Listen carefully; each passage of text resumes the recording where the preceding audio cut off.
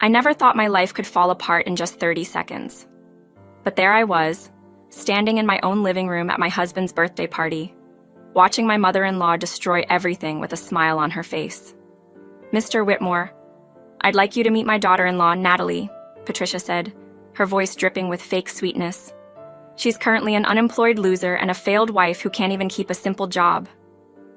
The words hit me like a slap across the face. The entire room went silent. I could feel every pair of eyes turning toward us, watching this train wreck unfold. My cheeks burned with embarrassment as I stood there, frozen, unable to speak or move.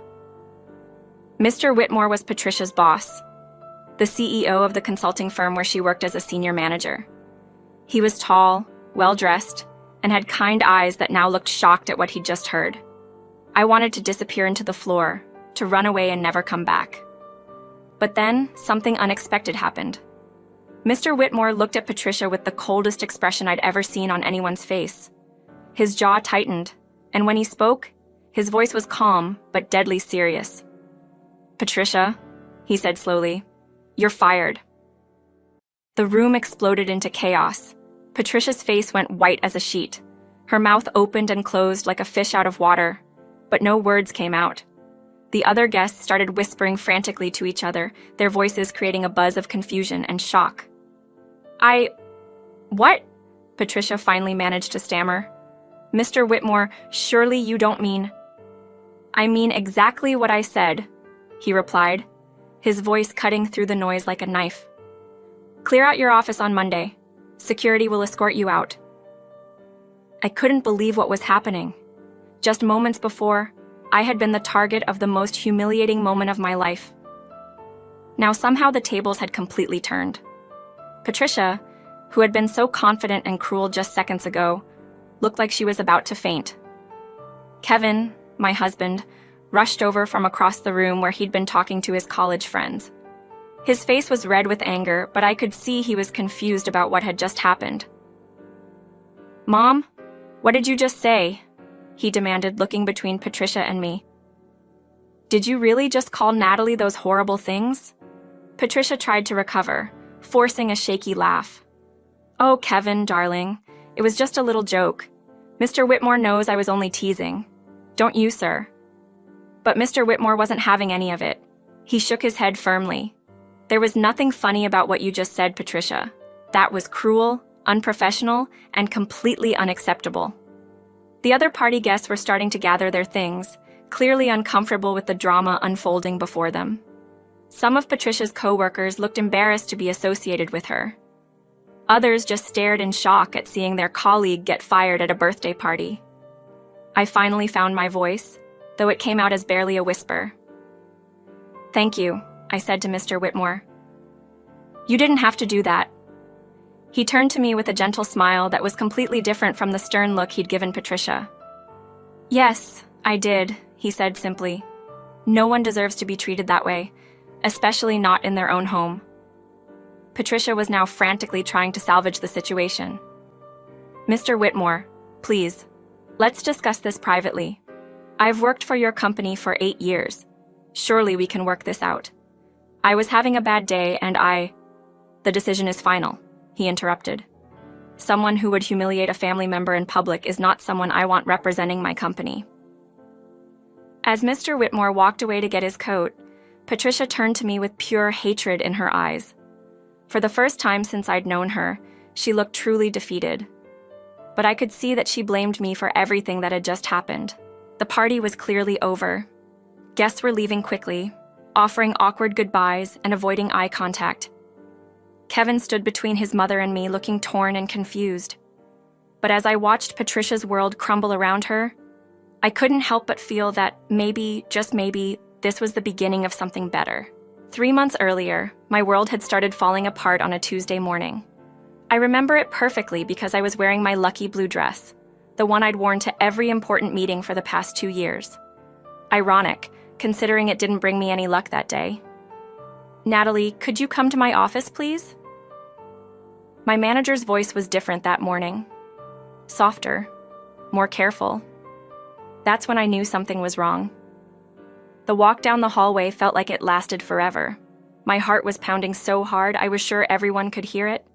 When I sat down across from him, he couldn't even look me in the eyes. "I'm really sorry, Natalie," he said, sliding a folder across his desk. "The company is restructuring. We're letting go of 30% of the marketing department." Just like that, 5 years of hard work disappeared.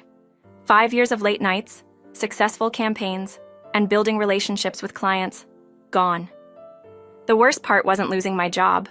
The worst part was going home and telling Kevin. He held me while I cried that night, promising everything would be okay. "We'll figure this out together," he whispered into my hair. "You're talented, Nat. Someone else will see that." But someone else had very different ideas about my situation. Patricia showed up at our apartment the next evening with a casserole and a fake smile. "Oh, you poor thing," she said, setting the dish on our counter like she owned the place. "Kevin told me about your little setback." Little setback. That's what she called losing my career. "It's temporary, Patricia," I said, trying to keep my voice steady. "I'm already updating my resume and reaching out to contacts." She made a clicking sound with her tongue, the same sound she made when she disapproved of something. "Well, dear, the job market is very competitive these days, especially for people in their late 20s without advanced degrees." Kevin walked into the kitchen just as she said it. "Mom, Natalie has a bachelor's degree and 5 years of experience. She'll find something." "Of course she will, sweetheart," Patricia said, patting his arm. "I'm just saying it might take a while. Maybe this is a sign that she should focus on being a better wife instead of chasing after career dreams." The comment stung, but I bit my tongue. Kevin frowned at his mother, but he didn't say anything strong enough to shut her down. That became the pattern over the next few weeks. Every time Patricia visited, she had a new way to remind me of my unemployment. "Still no luck with the job hunt?" she'd ask with fake concern. "Maybe you should lower your expectations. Not everyone can have a successful career like mine." She'd bring up other women she knew, wives of Kevin's friends who had real jobs or who were contributing to their households. She never said it directly, but the message was clear. I was a burden. The worst part was watching Kevin struggle to defend me. He'd try, but Patricia had this way of making her insults sound like helpful advice. When he'd call her out, she'd act hurt and confused. "I'm just trying to help, Kevin," she'd say with tears in her eyes. "I want what's best for both of you." As weeks turned into months, I started believing her. Maybe I was a failure. Maybe I wasn't trying hard enough. Maybe Kevin deserved better than a wife who couldn't even keep a job. The breaking point came when Patricia suggested we cancel Kevin's birthday party. "It seems inappropriate to celebrate when the family is going through such financial stress," she said during one of her surprise visits. "Besides, Natalie probably can't afford to host properly right now." That's when Kevin finally showed some backbone. "We're having the party, Mom. Natalie's been planning it for weeks." "Well, if you insist," Patricia said with a sigh. "But let me help. I'll invite some of my colleagues from work. It would be good for Natalie to meet successful people. Maybe someone will take pity on her and offer her something." I should have said no. I should have told her we didn't need her help or her pity. But I was so worn down, so tired of fighting, that I just nodded. "That's very kind of you, Patricia," I said quietly. She smiled then, but it wasn't a kind smile. It was the smile of someone who had just won a game I didn't even know we were playing. "Wonderful," she said. "I'll make sure to introduce you to everyone properly. After all, first impressions are so important in business." Looking back now, I realized that was the moment she decided to destroy me. She'd spent 3 months breaking down my confidence, making me feel worthless and small. The party would be her grand finale, the perfect opportunity to humiliate me in front of people who mattered in her professional world. I just didn't see it coming. The morning of Kevin's birthday party, I woke up with a knot in my stomach that felt like it was made of concrete. I'd barely slept, tossing and turning all night, worrying about everything that could go wrong. Kevin was already in the shower, humming some song he'd heard on the radio, completely unaware of the anxiety eating me alive. I stood in front of my closet for 20 minutes, trying to decide what to wear. Everything looked wrong.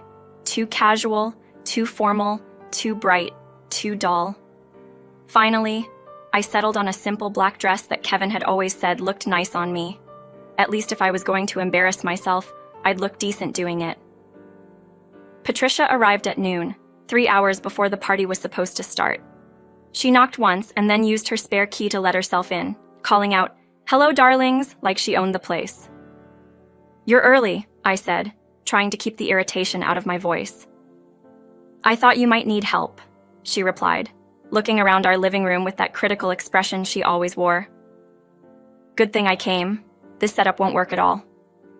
Before I could protest, she was already moving our furniture around. The coffee table went to a different corner. The couch got pushed back against the wall. She rearranged the flowers I'd spent an hour arranging that morning, clicking her tongue disapprovingly. "Patricia, everything was fine the way it was," I said, watching her undo all my work. "Oh, sweetie, you tried your best," she said without looking at me. "But when you're entertaining professional people, presentation matters. You'll understand someday when you have a real career again."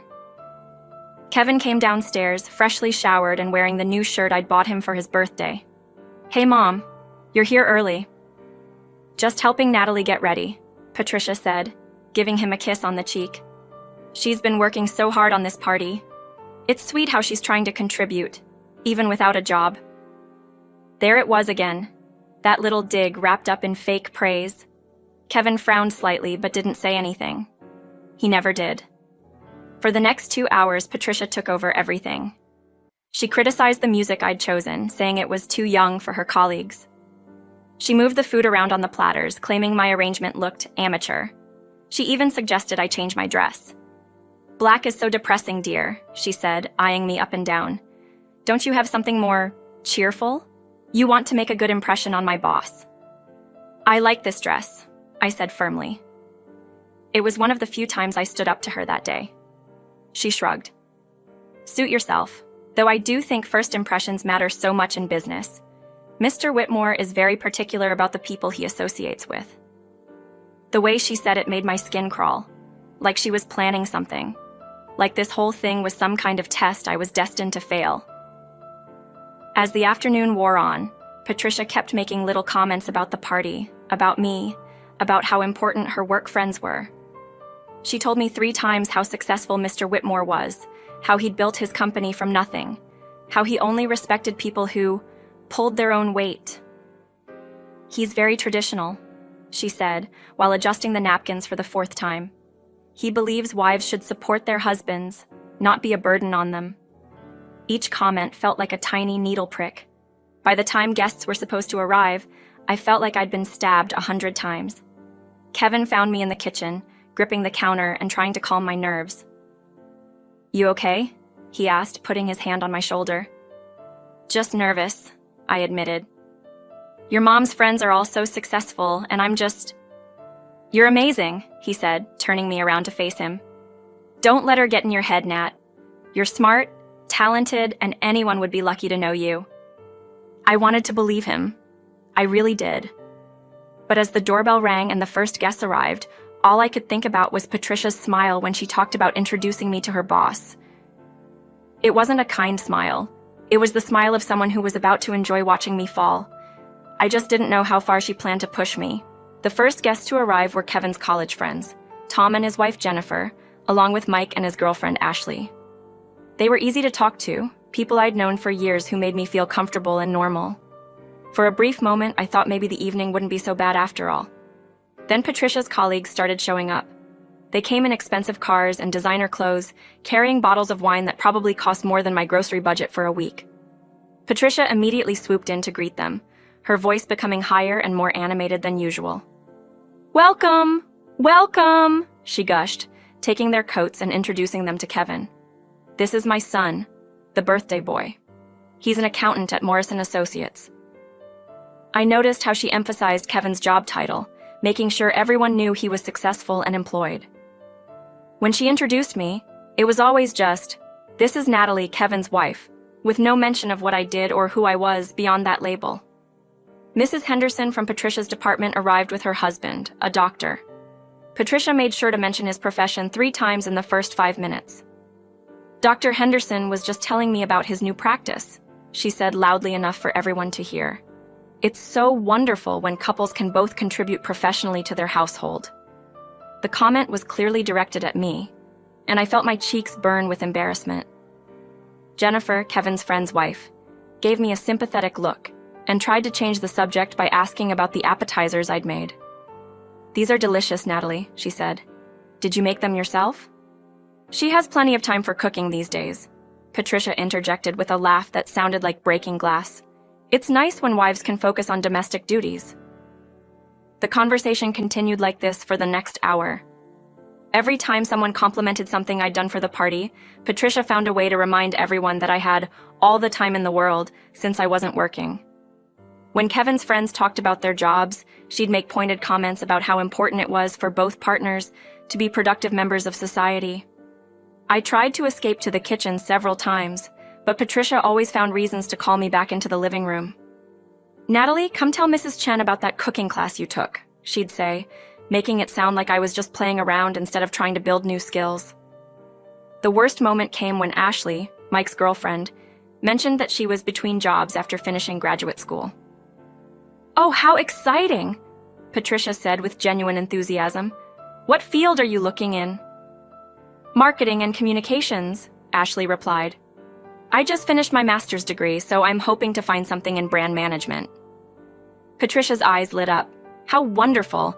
A master's degree, that's so impressive. Natalie used to work in marketing too, didn't you, dear?" All eyes turned to me. I felt like a deer caught in headlights. "Yes, I worked for Brennan Communications for 5 years. Until she got laid off?" Patricia added quickly, her voice dripping with fake sympathy. "It's such a competitive field, especially for people without advanced degrees."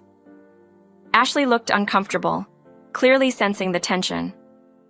"I'm sure you'll find something soon," she said kindly. "Oh, I hope so," Patricia sighed dramatically. "It's been 3 months now. We're all just hoping she finds something suitable, even if it's not quite at the level she's used to." Kevin was across the room talking to Tom about sports, completely oblivious to what his mother was doing to me. I wanted to scream, to tell everyone exactly what Patricia was really like, but I couldn't. These were her colleagues, her professional network. Making a scene would only prove her point about me being unstable or difficult. As the evening progressed, Patricia's comments became bolder. She started telling stories about young wives today who expected everything to be handed to them. She talked about the importance of realistic expectations and how some people needed to accept their limitations. Each comment felt like a public slap. The other guests were starting to look uncomfortable, but no one said anything. They just exchanged glances and changed the subject when they could. Then, at exactly 8:30, the doorbell rang one final time. Patricia's entire demeanor changed instantly. Her back straightened, her smile became genuine for the first time all evening, and she practically ran to the door. "That must be Mr. Whitmore," she announced to the room, smoothing down her hair. "Everyone, I'd like you to meet my boss. He's the CEO of our company." My stomach dropped to my feet. This was it. This was the moment Patricia had been building up to all evening. All those little comments, all that undermining, it had all been leading to this. As she opened the door and greeted her boss with an overly bright smile, I saw the predatory look in her eyes. She had been setting me up all night, making sure everyone knew exactly how much of a failure I was. Now she was ready to deliver the final blow. Mr. Whitmore stepped into our living room like he owned every space he entered. He was tall and distinguished, with silver hair and the kind of confident presence that made everyone else seem smaller. He wore a perfectly tailored navy suit and carried himself with the ease of someone who was used to being the most important person in any room. "Alexander!" Patricia practically sang his name, taking his coat with the enthusiasm of a schoolgirl meeting her favorite celebrity. "I'm so glad you could make it. Kevin will be thrilled that you're here." "Happy to celebrate with the family," Mr. Whitmore said politely, his voice warm but professional. "Thank you for inviting me, Patricia." I watched from across the room as Patricia immediately began introducing him to her colleagues. She was in her element now, basking in the reflected glory of having her boss at her son's party. The other guests seemed impressed, and I could see Patricia growing more confident with each introduction. Kevin came over to greet Mr. Whitmore, shaking his hand firmly. "Thank you for coming, sir. It means a lot that you'd take time out of your evening. Your mother speaks about you often, Mr. Whitmore replied with a genuine smile. She's very proud of your success at Morrison Associates. I stayed in the background, hoping to avoid the inevitable introduction for as long as possible. But Patricia's eyes found mine across the room, and I saw that predatory gleam again. She was ready for her grand finale. Mr. Whitmore, she called out, her voice cutting through the conversations around us. There's someone very special I'd like you to meet. The room seemed to quiet down as she approached me, her boss following behind her. I felt like I was watching my own execution in slow motion. Every step she took toward me felt like a countdown to disaster. This is such a treat, Patricia continued, her voice getting louder and more theatrical. I've been wanting to introduce you two all evening. She reached me and placed her hand on my arm with fake affection. Her grip was tight enough to leave marks, and I could feel her excitement radiating through her fingers. This was the moment she'd been planning for months. Mr. Whitmore, she said, her voice now loud enough for everyone in the room to hear clearly, I'd like you to meet my daughter-in-law, Natalie. I opened my mouth to say hello, to try to make a normal introduction, but Patricia wasn't finished. She paused for just a moment, letting the anticipation build, and then delivered her killing blow. She's currently an unemployed loser and a failed wife who can't even keep a simple job. The words hit the room like a physical force. Every conversation stopped mid-sentence. Someone's wine glass clinked against a table as they set it down too hard. I heard Jennifer gasp from somewhere behind me. The silence that followed was so complete I could hear the refrigerator humming in the kitchen. I felt like I'd been punched in the stomach. The humiliation was so intense it was almost physical pain. My face burned with embarrassment, and I could feel tears threatening to spill over. This was worse than losing my job. This was worse than anything Patricia had ever done to me before. But then I looked at Mr. Whitmore's face, and something unexpected happened. Instead of the polite smile or uncomfortable laugh I expected, his expression turned to stone. His jaw tightened, and his eyes went cold in a way that made the temperature in the room seem to drop 10 degrees. He looked at Patricia like she was something disgusting he'd found on the bottom of his shoe. Patricia, he said, his voice quiet but carrying clearly through the silent room. You're fired. The words hung in the air like a bomb that hadn't exploded yet. Patricia's face went through a series of expressions: confusion, disbelief, and then pure terror. Her mouth opened and closed several times, but no sound came out. What? She finally managed to stammer, her voice barely a whisper. Mr. Whitmore, surely you don't mean— I mean exactly what I said, he replied, his voice cutting through her protests like a knife. Clear out your office on Monday. Security will escort you out. The room erupted into chaos. Guests started whispering frantically to each other. Patricia's colleagues looked mortified, clearly embarrassed to be associated with her.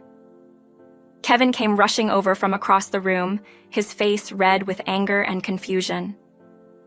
Patricia tried to recover, forcing a shaky laugh that sounded more like a sob. Oh, Kevin, darling, it was just a little joke.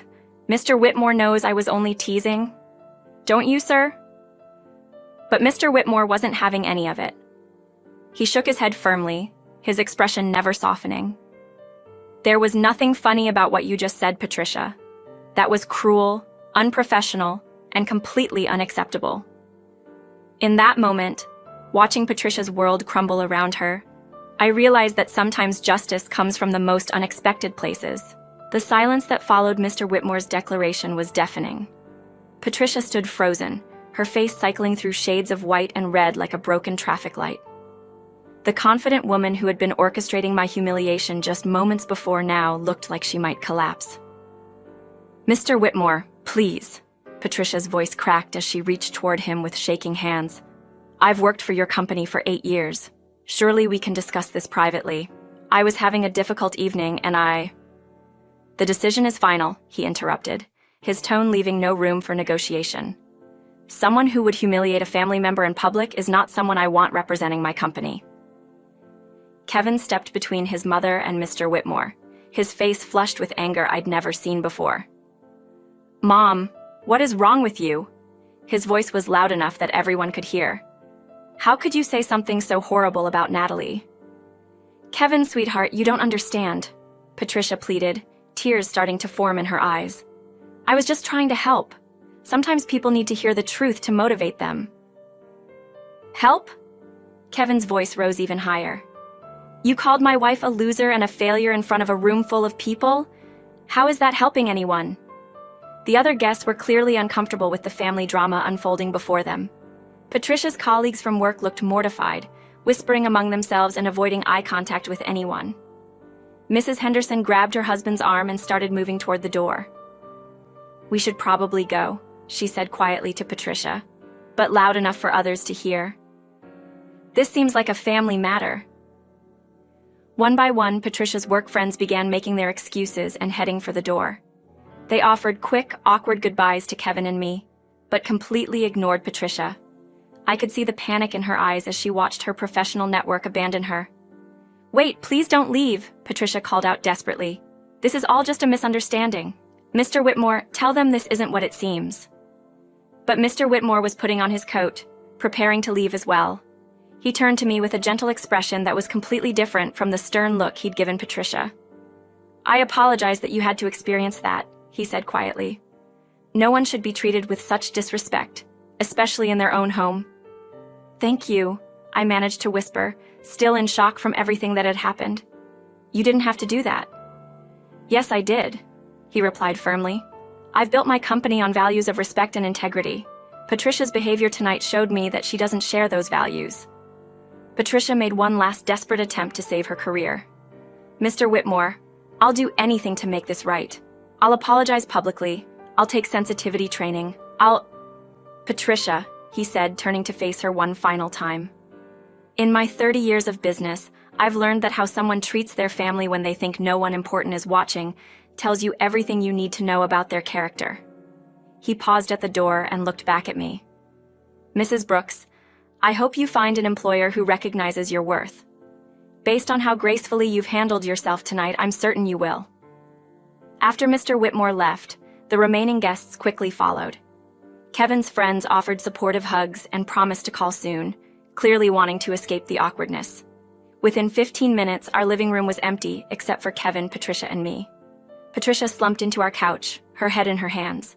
For the first time since I'd known her, she looked truly defeated. But when she looked up at me, I saw something that chilled me to the bone. Pure hatred.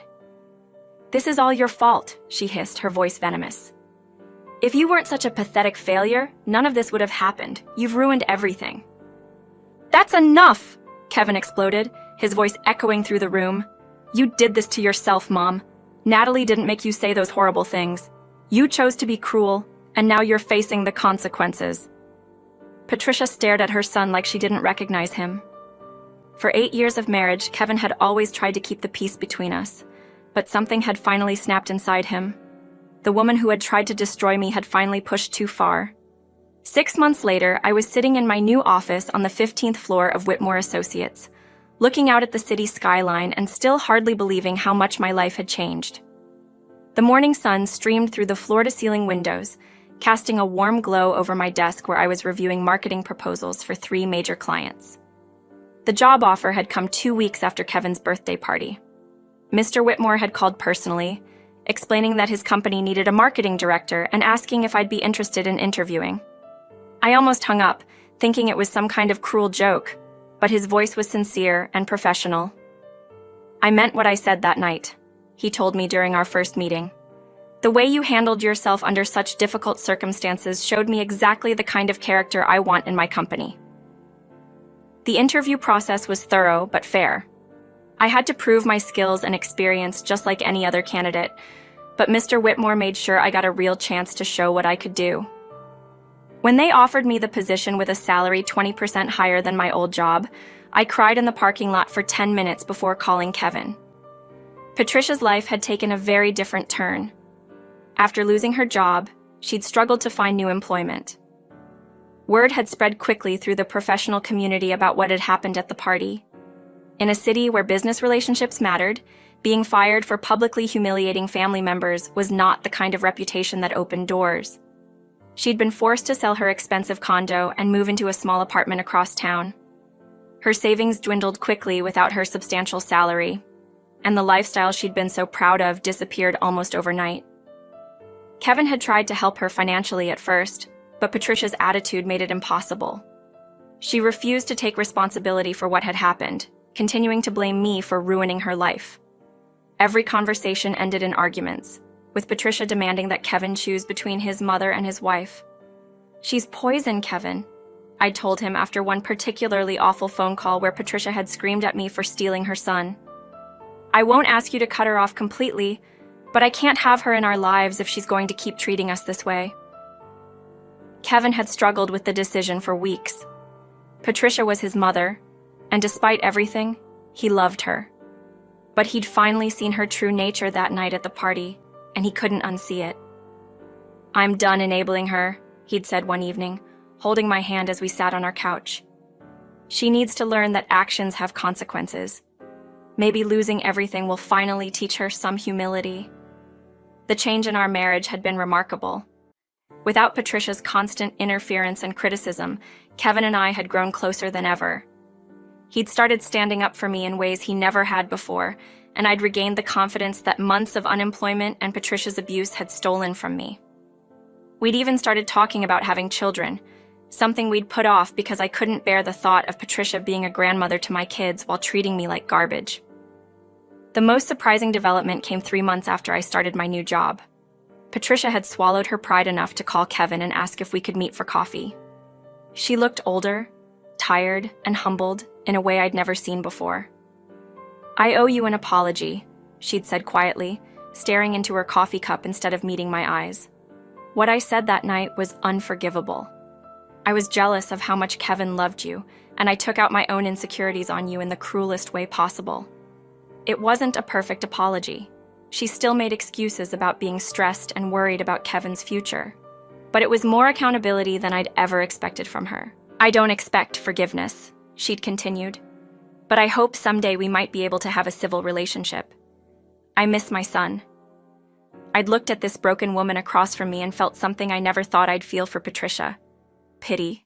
Her need to control and belittle others had cost her everything that mattered.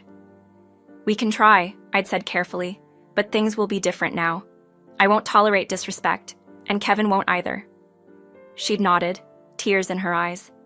"I understand." Now, sitting in my successful career that had grown from the ashes of that horrible night, I realized that sometimes the worst moments in our lives can become the catalyst for the best changes. Patricia's cruelty had backfired spectacularly, leading me to a better job, a stronger marriage, and finally earning the respect I'd always deserved. As I picked up my phone to call Kevin and tell him about the promotion I'd just received, I smiled. Sometimes justice doesn't just come from unexpected places. Sometimes it comes with interest.